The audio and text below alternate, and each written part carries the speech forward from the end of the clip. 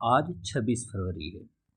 26 फरवरी हमारे लिए बहुत सारे मायने में आज महत्वपूर्ण है, क्योंकि आज के रीति देखेंगे तो आज पूरे भारत में सनातनियों के लिए एक बहुत बड़ा पर्व है। उस पर्व का नाम है महाशिवरात्रि। वहीं दूसरी तरफ देखेंगे तो एक बहुत बड़ी जो एक लंबे एक महीना से जो एक भारत में उत्सव मनाया जा रहा है, जहाँ पर दुनिया की जो जनसंख्या है, दुनिया के लोग जो हैं वहाँ पर आकर डुबकी लगा रहे हैं, उसका नाम है संगम अर्थात प्रयागराज। तो आज प्रयागराज में संगम का अंतिम दिवस है। वहीं यदि देखा जाए तो आज 26 फरवरी को भारत आज सावरकर का दिवस मना रहा है। एक ऐसे देश प्रेमी के हम आज दिवस मना रहे हैं, और वह दिवस हमारा डेथ एनिवर्सरी है, यानी मृत्यु दिवस आज भारत मना रही है। क्योंकि आज 26 फरवरी, आज के दिन ही 26 फरवरी 1966 को वीर सावरकर जो थे, वो वीर सावरकर का आज के दिन ही उनकी मृत्यु हुई थी। तो ये वीर सावरकर की मैं डिस्कस करने जा रहा हूँ, जो भारत के लिए, अब भारत की आज़ादी और भारत की यदि हम स्वतंत्रता संग्राम की बात करें तो उसमें अपने आप को झोंकने वाला, अपने आप को समर्पित करने वाला कोई एक इंसान था, तो उस व्यक्ति का नाम था वीर सावरकर। तो कहीं ना कहीं इस माँ भारती की यदि स्वतंत्रता की बात किया जाए, माँ भारती के मिट्टी की बात किया जाए, तो इसमें एक ऐसे भी इंसान का नाम आता है जिन्होंने 13 साल तक लगातार जो काला पानी जो होता है, काला पानी का सजा खाया। यानी अंडमान और निकोबार की यदि बात करें, सेलुलर जो जेल था, इस सेलुलर जेल में 13 साल तक किसी ने यदि संघर्ष की बेड़ियाँ यदि कोई किसी ने पाया, और वह कह सकते हैं कि जो जंजीर की बेड़ियाँ होता है उसमें 13 साल तक अपने आप को संलिप्त रहा माँ भारती के लिए, तो उस व्यक्ति का नाम है वीर सावरकर। जी हाँ, अभी तक आपने बहुत सारे राजनीतिक दलों के बारे में सुना हो, खासतौर पे कांग्रेस जो है इन्हें अपना एक दुश्मन मानता है, लेकिन ये सच्चाई ये है कि यह व्यक्ति जो थे देश के लिए अपने आप को समर्पित थे। और 13 साल तक कोई भी कांग्रेस के नेता ऐसा नहीं बता सकता है जिन्होंने अपना उम्र का 13 साल सेलुलर जेल, यानी कह सकते हैं काला पानी के सजा काटा होगा। एकमात्र यह व्यक्ति वीर सावरकर थे जिन्होंने माँ भारती के लिए अपने जान को बलिदान तक लगा दिया था। तो आज हम बात करें वीर सावरकर का, जिनका जन्म देखिएगा तो इनकी जन्म हुई थी 28 मई 1883 को नासिक यानी महाराष्ट्र के भगूर गांव में। वहीं इनके पिताजी का नाम था दामोदर संत सावरकर, और माताजी राधाबाई। विनायक के 9 वर्ष की जैसे उम्र हुआ था उसके बाद ही इनकी मृत्यु इनकी माताजी की हो गई थी। तो ये जो वीर सावरकर जी जो रहे, ये 1943 के बाद देखिएगा, 43 के बाद ये दादर यानी मुंबई में जाकर के निवास करने लगे, रहने लगे, और अंत में 26 फरवरी 1966 को इनकी मृत्यु हो जाता है। ये यही वीर सावरकर हैं जिनके बारे में हमें ये चीज़ जानना होगा कि इन्होंने अपने जीवन में एक बहुत बड़ी चीज़ बोली थी। इन्होंने कहा कि काल स्वयं मुझसे डरा है, मैं काल से नहीं। अर्थात पूरी काल की यदि बात करें तो काल चक्र जो होता है मुझसे डरा है, मैंने काल से नहीं। क्योंकि काले पानी की कालकूट पीकर काल से कराल स्तंभों को झकझोर कर मैं बार बार लौट आया हूँ, मैं फिर भी जीवित हूँ, हारी मृत्यु है मैं नहीं। यह कहने वाला कोई सपूत था, तो उस व्यक्ति का नाम था वीर सावरकर। तो यह वीर सावरकर जिन्होंने, जैसा कभी मैंने बताया कि जीवन के 13 साल तक इन्होंने काला पानी की सजा काटे हैं, सेलुलर जेल में रहे। इतने संघर्ष करने वाला माँ भारती के सपूतों में यदि देखा जाए तो जिंदा हो करके बार बार कह सकते हैं कि अंग्रेजों के द्वारा मारा गया, और आज भी इनको कुछ लोगों के दिलों में वास करते हैं, लेकिन कुछ लोग इसे बार बार इन्हें मारने की कोशिश करते हैं।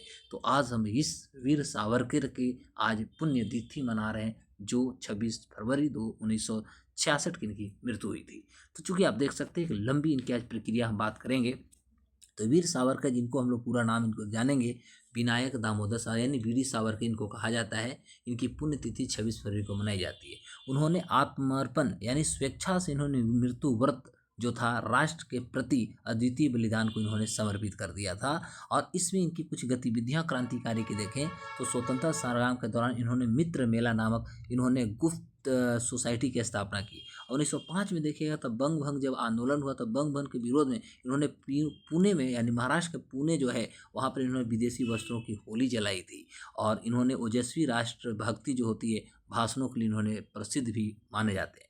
विदेश में इनकी क्रांतिकारी गतिविधियां कहाँ कहाँ रही, तो 1906 में आप देखिएगा श्यामजी कृष्ण वर्मा की छात्रवृत्ति पर इन्होंने लंदन गए, और इंडियन जो सोशियोलॉजिस्ट और तलवार पत्रिकाओं में इन्होंने लेखन शुरू किया, और रूसी क्रांतिकारी से बहुत ज़्यादा प्रभावित थे। लाला हरदयाल से इन्होंने मुलाकात की, और इंडिया हाउस की देख रेख जो था इनको सौंप दी जाती है। और मदन लाल डिंगरा के पक्ष में इन्होंने लंदन टाइम्स में एक लेख तक लिखा था। उस व्यक्ति का नाम है वीर सावरकर।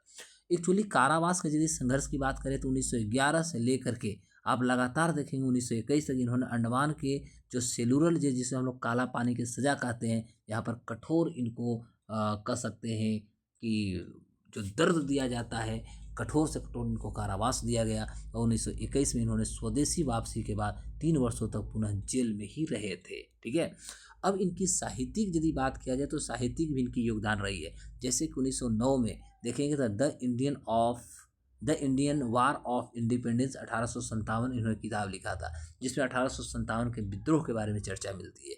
इन्होंने 1857 के संग्राम को पहली स्वतंत्रता संग्राम घोषित करने वाले व्यक्ति ये पहले थे और अंडमान की जेल में हिंदुत्व पर इन्होंने शोध तक किया था, शोध ग्रंथ तक लिखा था और जेल के दीवारों पर इन्होंने कील और कोयले की कोयला जो होता है कोयला से इन्होंने कविता लिखी और उन्हें स्मरण भी कर लिया था और जेल से छूटने के बाद लगभग 10,000 पंक्तियों की इन्होंने कविता भी पुनः लिखी थी।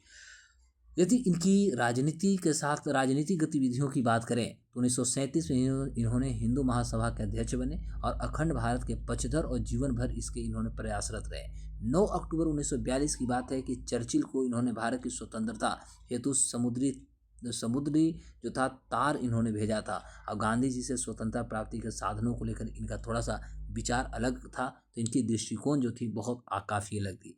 अब गांधी की जब कह सकते हैं कि जब कत्ल होती है नाथुराम गोड्से के द्वारा, तो इसमें भी थोड़ा विवाद बनती है। तो 1948 में यानी 30 जनवरी 1948 को महात्मा गांधी की हत्या कर दी जाती है। फिर वीर सावरकर पर साजिश करने का आरोप लगा दिया जाता है। हालांकि अदालत में उनके खिलाफ कोई ठोस सबूत नहीं मिलता है और अंत में उनको बरी कर दी जाती है। लेकिन आज भी खासतौर पर कांग्रेस की यदि बात करें तो वीर सावरकर को देखते उनका दिमाग खटकता है और वह दुश्मन मानता है। लेकिन मुझे लगता है कि इतिहास छुपाने से किसी की इतिहास छुप नहीं जाती, इसलिए आप इतिहास जो स्वर्ण पन्नों में लिखा हुआ है और जो रियल इतिहास है उसे कोई छुपा नहीं सकता, क्योंकि आप लंबे समय तक देश में राज किए फिर भी आपने इतिहास को छुपा नहीं पाए हैं। अब होता है कांग्रेस जो होता है सावरकर को क्रांतिकारी नहीं मानता है, पहली बात क्योंकि जेल जाने पर अंग्रेजों के साथ खड़े हो गए थे सावरकर, ऐसा कहा जाता है अंग्रेजों। लेकिन सच्चाई क्या था, क्योंकि सावरकर के माइंड में था कि यदि मर जाएंगे तो हम देश के लिए कुछ नहीं गए, इसलिए कभी कभी इन्होंने क्षमा याचना कर करके बाहर निकलने के बाद फिर अंग्रेजों को बार बार सबक सिखाया और बार बार काला पानी की इनको सजा मिली। यदि इस व्यक्ति को ऐसा ही करना होता तो एक सोचनीय बात है कि एक बार अंग्रेज से हाथ मिलाने के बाद बार बार काला पानी की सजा क्यों मिलती, क्योंकि इनके दिमाग में बात था कि हम अंग्रेजों से मिल लें और किसी तरह काला पानी की सजा से बाहर निकले और फिर अपना स्वतंत्रता संग्राम और स्वतंत्रता जो हमारे कार्यकर्ता है या स्वतंत्रता गतिविधियाँ उसको हम बढ़ावे। तो इसी को लेकर इन्होंने एक बार मात्र क्षमा मांगे थे। उसके बाद देखा जाए तो सावरकर ने अंग्रेजों से माफ़ीनामा भी लिखा था, वही एक बार में बताया जैसा कि ब्रिटिश सरकार ने पेंशन लेने के इसमें आरोप लगाए गए हैं। आज़ाद हिंद फौज के खिलाफ लड़ाई लड़ी, एक कहता है आपको कांग्रेस के कहना है, और अंग्रेजों भारत छोड़ो आंदोलन के खिलाफ भी सावरकर खड़े थे। अंग्रेजों की माफ़ी मांगने वाले और देश के विरोधी मानते हैं ये खासतौर पर कांग्रेस। वहीं यदि बीजेपी की बात किया जाए तो बीजेपी बी.डी. सावरकर जो है इनको अपनी आइडियल मानती है। वहीं वीर सावरकर को महान नेता और स्वतंत्रता सेनानी भी बीजेपी मानती है और वीर सावरकर को स्कूली पाठ्यक्रम में शामिल करने के लिए सपोर्ट बीजेपी करती है और करना भी चाहिए। गांधी जी के कहने पर सावरकर ने अंग्रेजों के सामने दया की गुहार लगाई थी। यह बीजेपी का तो यही फैक्ट है, यदि आप इतिहास के पन्ना देखें तो यही सच है, क्योंकि गांधी जी के कहने पर इन्होंने ऐसा ही किया था। और उसके बाद हिंदुत्व की विचारधारा जो थी, तो हिंदुत्व की विचारधारा को चलते संघ और बीजेपी के सम्मान इनको बहुत ज़्यादा मिलता है। तो यह रहा थोड़ी बहुत जो आरोप प्रत्यारोप की बातें होती है। तो आज हम लोग सावरकर के दिवस मना रहे हैं और आज इनका डेथ एनिवर्सरी है और साथ ही साथ आज प्रयागराज में जो 1 महीना से कुंभ मेला है वो समापन की ओर है। और पुनः एक बार सभी भारत के सभी सनातनियों, विश्व के सभी सनातनियों को अगेन महाशिवरात्रि की शुभकामनाएं।